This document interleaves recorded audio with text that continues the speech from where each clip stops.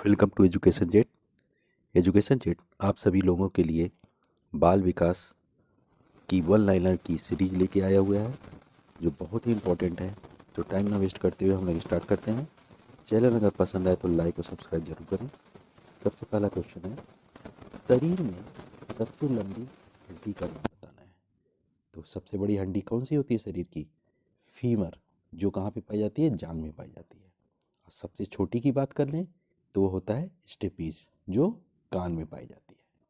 और सबसे मजबूत हड्डी जो होती है वो जबड़े की हड्डी होती है, जिसको मंडीबल बोलते हैं। ठीक। उसके बाद क्वेश्चन है, जन्म के समय नवजात शिशु की त्वचा का रंग कैसा होता है? तो हल्का गुलाबी होता है। और नोट देखें इसमें, 15 दिन के बाद त्वचा का जो अस्थायी रंग अपना प्राप्त कर लेता है। नवजात शिशु कितने घंटे सोता है? तो 18 से 20 घंटे सोता है। वह हर 2 घंटे में जागकर अपनी मांसपेशियों को घुमाता रहता है। नेक्स्ट क्वेश्चन देखते हैं हम लोग। बालक का विकास 6 वर्ष तक लगभग कितनी प्रतिशत हो जाता है? तो 90% हो जाता है। और 10 वर्ष तक कितने प्रतिशत हो जाता है? 95% हो जाता है। उसका नेक्स्ट क्वेश्चन देखते हैं।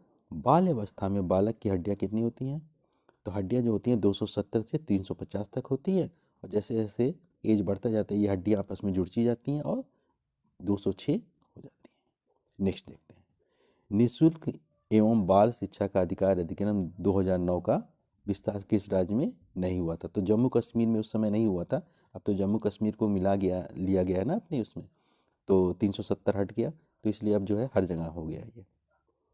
शिक्षा का अधिकार 2009 के तहत निजी विद्यालयों को कितने प्रतिशत की सीट आरक्षित थी? तो ये 25% की सीट आरक्षित थी। नेक्स्ट क्वेश्चन देखते हैं। पिछड़ा बालक वह है जो अपने अध्ययन के माध्यम से अपनी कक्षा का कार्य जो अपनी आयु उसकी आयु के अनुसार एक कक्षा के नीचे का है करने में असमर्थ रहता है। या किसने कहा था? ये बोला था सिरिल बर्ट ने। नेक्स्ट क्वेश्चन देखते हैं। समस्यात्मक बालक उन बालकों के लिए प्रयोग किया जाता है जिनका व्यवहार अथवा व्यक्तित्व किसी बात में गंभीर रूप से असामान्य होता है। यह कथन किस मनोवैज्ञानिक का है? तो ये है वेलेंटाइन का। नेक्स्ट क्वेश्चन देखते हैं। वह बालक जो समाज द्वारा स्वीकृत आचरण का पालन नहीं करता अपराधी कहलाता है। यह किसने कहा? यह बोला हीली ने। Next question. बुद्ध के किस सिद्धांत को बालू के ढेर कहा जाता है? तो ये है बहुत्व सिद्धांत को, बहुत्व सिद्धांत। नेक्स्ट। व्यक्ति के चेहरे को देखकर उसकी व्यक्ति का पता लगाया जा सकता है। यह कथन किसका है? लेवेंटर का है। नेक्स्ट। वे शिक्षार्थी जो समृद्ध ज्ञान और शैक्षिक दक्षता को हार्दिक इच्छा प्रतिष्ठित करते हैं उनके पास होता है निष्पादन उपमागम अभिविन्यास। Next question. प्रतिभाशाली बालक वह है जो अपनी उत्पादन की मात्रा दर तथा गुणवत्ता की विशिष्ट होता है। यह कथन किसने कहा? टर्मन एवं वुडन ने। 12 वर्ष तक के बालक के मस्तिष्क का भार कितना होता है? तो ये लगभग होता है 1260 होता है। लेकिन मनुष्य का मस्तिष्क का भार 1400 हो जाता है, ठीक, ग्राम। नेक्स्ट। मनुष्य के शरीर में कितनी हड्डियां होती हैं? तो 206 होती हैं। लेकिन बचपन में बताया था ना 270 से 350 तक होती हैं और बाद में ये हड्डियां जुड़ती जाती हैं और लास्ट में 206 हड्डियां हो जाती हैं। बालक के विकास की दशा कैसी होती है? तो सिर से पैर की ओर, इसे केंद्रा से बाहर की ओर और सामान्य से विशिष्ट की ओर भी कहते हैं। विश्लेषणात्मक मनोविज्ञान के जनक कौन थे? सिगमंड फ्राइड थे। बहुत इंपॉर्टेंट है। तूफान की अवस्था किसको बोलते हैं? किशोरावस्था को बोलते हैं। किशोर अवस्था को तूफान की अवस्था किसने कहा था? स्टेनले हॉल ने कहा था। नेक्स्ट क्वेश्चन देखते हैं। नैतिक विकास का सिद्धांत किसने दिया? किसने दिया था? कोहेल वर्ग ने दिया था। मूल प्रवृत्ति का सिद्धांत किसने दिया था? मैंडूग्रन ने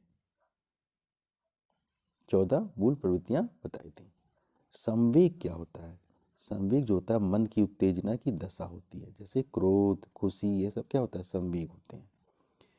व्यक्तित्व का स्व सिद्धांत किसने दिया? ये दिया कार्ल रोजर ने। वह स्तर जिसमें बच्चा किसी वस्तु एवं घटना के बारे में तार्किक रूप से सोचना शुरू कर देता है, उसे कौन सी अवस्था कहा जाता है? इसे बोलते हैं मूर्त क्रियात्मक अवस्था। सृजनात्मकता मुख्य रूप से किस से संबंधित है? तो ये अपसारी सिद्धांत है। ठीक, नेक्स्ट देखते हैं। चिंतन अनिवार्य रूप से क्या है? तो ये संज्ञात्मक गतिविधि है। किसी बालक में चिंतन की योग्यता उसके सफल जीवन का मूल आधार है। यह कथन किसका है? क्रो और क्रो का, क्रो एंड क्रो। चिंतन की दृष्टि से किसी बच्चे में सर्वश्रेष्ठ चिंतन है तो उसे क्या कहेंगे? तार्किक चिंतन कहेंगे। पियाजे के अनुसार किसी व्यक्ति में तार्किकता का अभाव किस आयु तक होता है? 7 वर्ष तक। किसी बच्चे के चिंतन में आयु के बढ़ने के साथ साथ उसकी प्रधानता बढ़ती है तर्क की। Next question.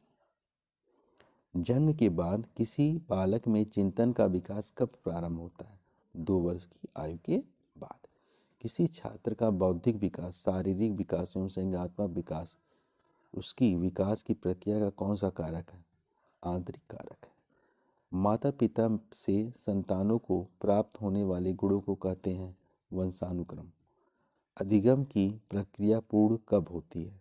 जब व्यवहार में अस्थायी परिवर्तन हो जाए। मनोविज्ञान का जनक किसे कहते हैं? सिगमंड फ्राइड को। अंधों की लिप के जनक कौन है? Louis Braille. ब्रेन लिप आती है ना, वही चीज। नेक्स्ट देखते हैं। अंधों के लिए लुई ब्रेल ने कौन सी लिप का प्रतिपादन किया था? ब्रेन लिप का। नर्सरी पद्धति के जनक कौन थे? मारिया मांडेसरी। एलकेजी व यूकेजी पद्धति के जनक कौन थे? फ्रोबेल। जीन पियाजे कहाँ के वैज्ञानिक थे? मनोवैज्ञानिक, स्विट्जरलैंड के। जीन पियाजे किस विचारधारा के समर्थक थे? संज्ञात्मक। स्कीमा सिद्धांत के जनक कौन थे? जीन पियाजे ही थे। जीन पियाजे ने अपने प्रयोग में किस पर किया था? अपनी 2 पुत्री और 1 पुत्र पर किया था। तो इस तरीके से ये हमारा हो गया। नेक्स्ट वीडियो हम लोग जल्दी ही लेके आएंगे। Thanks for watching this video. Channel को लाइक और सब्सक्राइब करना